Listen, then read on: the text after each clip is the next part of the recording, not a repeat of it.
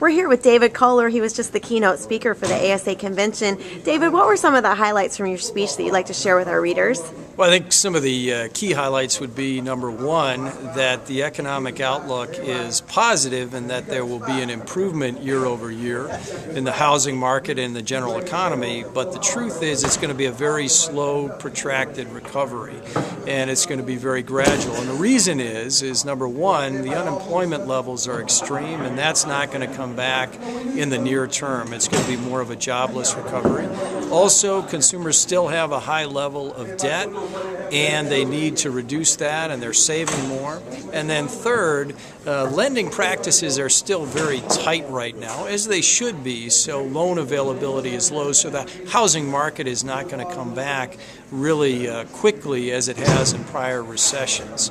Also, the commercial market is just slowing right now and has been slowing over the last 12 months. That's going to be recovering behind the housing market. So overall, it's going to be a protracted recovery. So what do you have to do in this time period?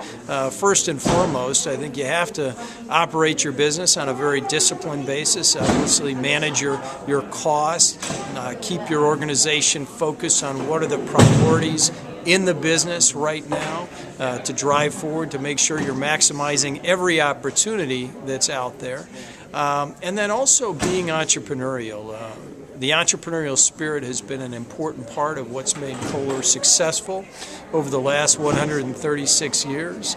It's allowed us to change and be creative in how we find opportunities. And I would encourage organizations, big or small, to get their people together, sit in a room, and really talk about different ways that they can serve their customers, add more value to the services and the value they provide their customers.